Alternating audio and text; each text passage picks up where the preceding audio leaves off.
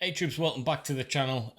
Today we're going to be looking at Tier 1 and Tier 2 special operators in the United States military. Now, a lot of us understand the differences in our own countries, what Tier 1 and Tier 2 means, but I think it's fair to say that, there's Tier 1 in, for instance, the United Kingdom and Tier 1 in certain parts of Asia, and to be quite frank, they're both very, very different in terms of skill set, what they can operationally be capable of doing, all of that kind of stuff. So today we're going to find out the difference between Tier 1 and Tier 2 special operators in the United States military, because there's some differences, guys, okay, of what they're capable of doing, and also what they're capable of doing compared to our own countries. So whatever country you're watching this from, you might find that the Tier 1 and Tier 2 special operators in the United States might in fact be very, very different. So let's get into it, guys. But before we do, please smash that like button, subscribe to the channel. We are nearly at 200,000 subscribers, so if you just hit that red button, guys, and subscribe, it really does help me out.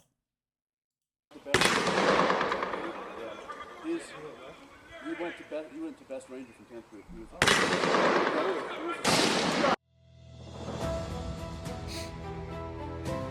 Okay, let's get into it. USA military power. I'll link this video in the description, guys. Go check them out.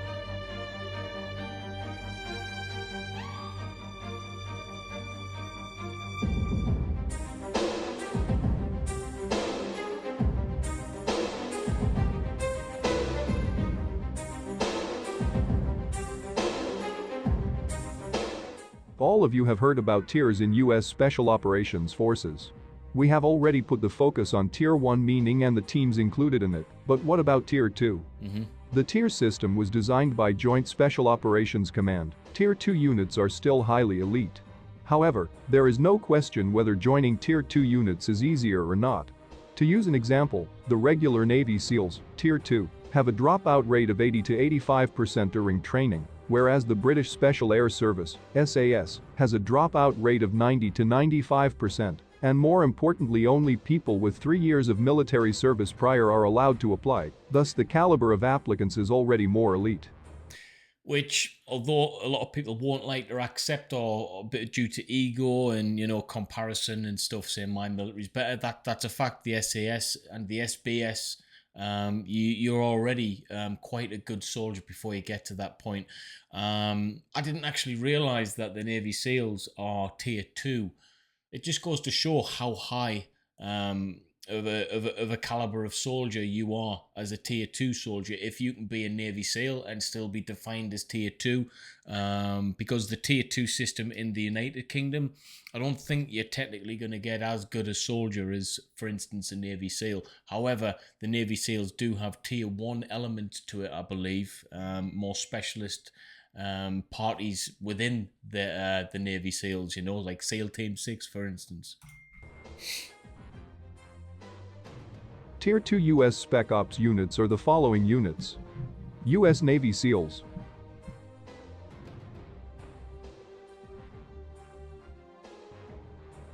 The U.S. Marine Corps Forces Special Operations Command, MARSOC, is the Marines' contribution to special operations on today's battlefield.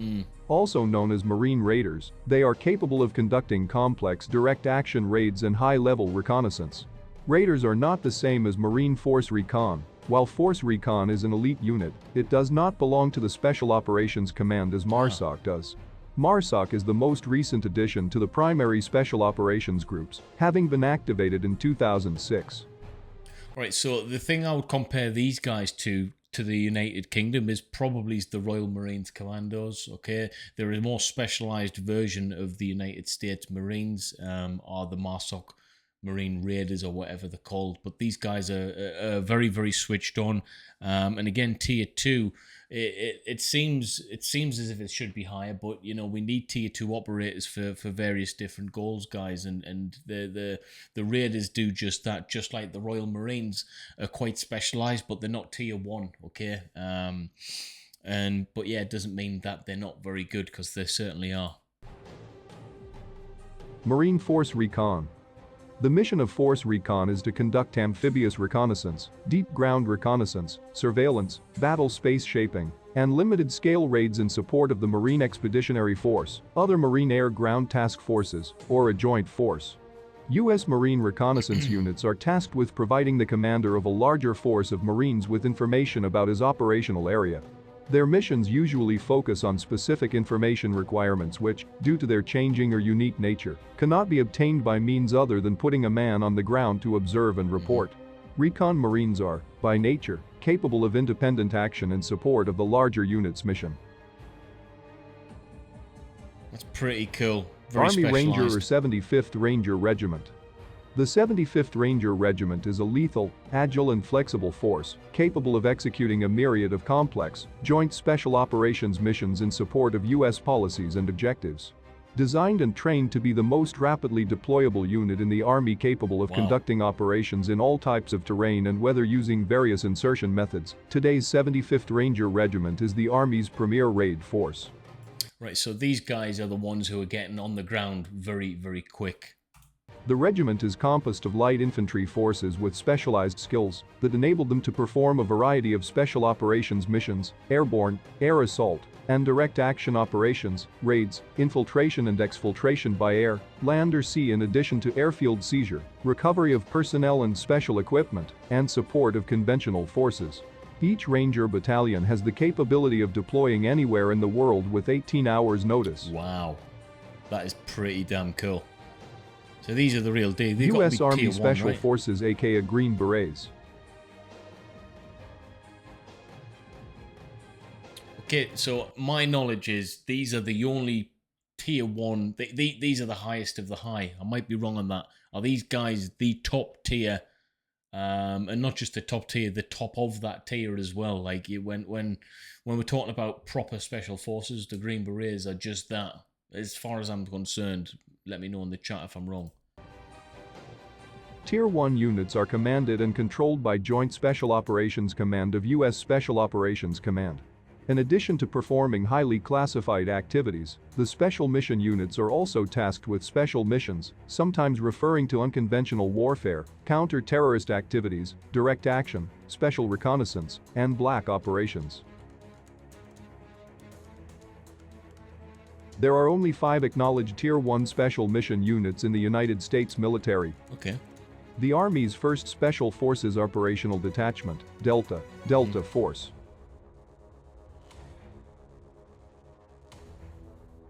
The Army's 75th Ranger Regiment, Regimental Reconnaissance Company. Okay. The Navy's Naval Special Warfare Development Group, DevGroup. DevGroup, yeah, that's the one.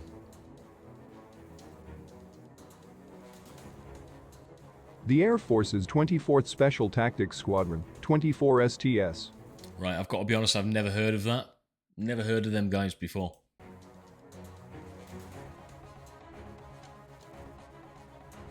And Intelligence Support Activity, ISA.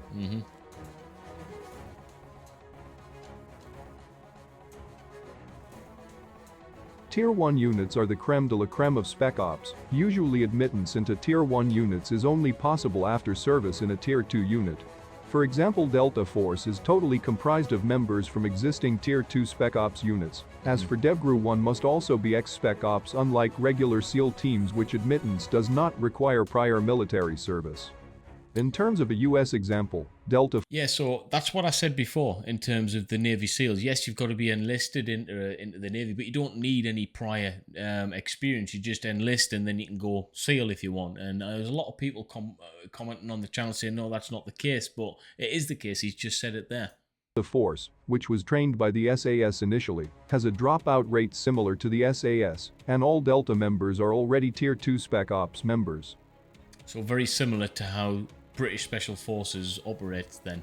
They keep on mentioning SAS, but it shouldn't be spoken about as just the SAS anymore. You've got the two main fighting components of British Special Forces. That is the SAS and the Special Boat Service, the SBS. Okay.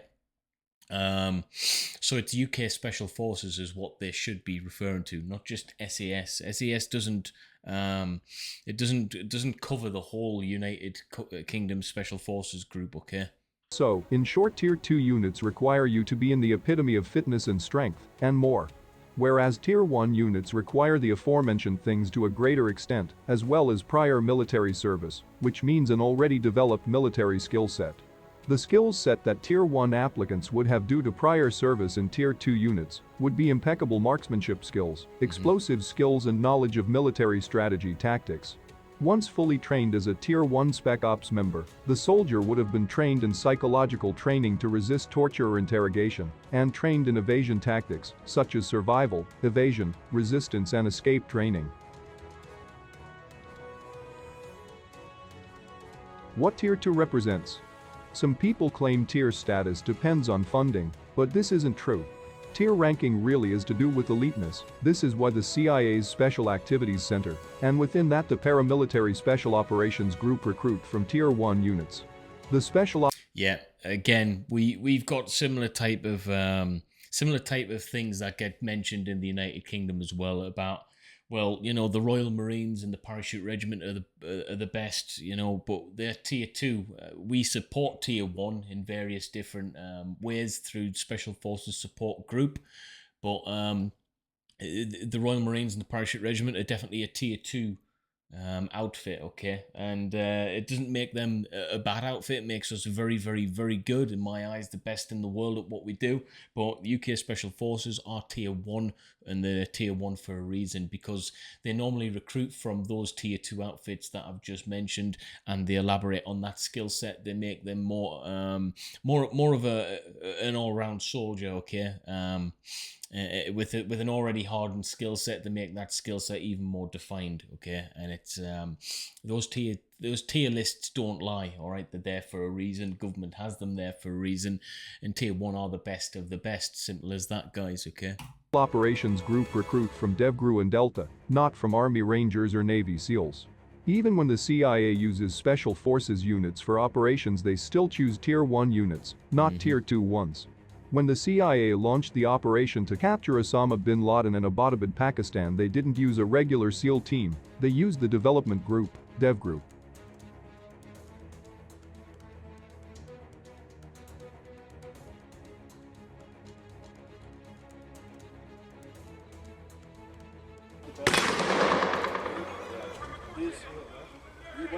You went to Best Ranger for 10th group. Next red. Pick that bag up before you leave.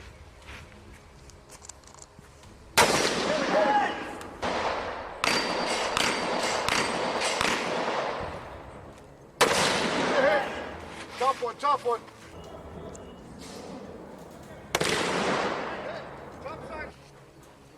Okay, so what is the difference between Tier 1 and Tier 2 special operators in the United States military? Well, we're not just talking about skill set here, we're talking about accountability. I think that's something that doesn't really get spoken about. It's like in a normal job situation, you may only go so far without having any formal qualifications, and then you may be able to move up to management level with formal qualifications, and then once you've got a degree, master's degree, that kind of thing, you've got more of a chance of moving up the ranks. And the reason being is accountability. You can hold that degree, that qualification, that university, college that you went to accountable, okay? So it's not just about having the skill set, it's having that accountability to back it up. And Tier 1 operators have that accountability. They've had the training, they've got the tick in the box, so to speak, okay.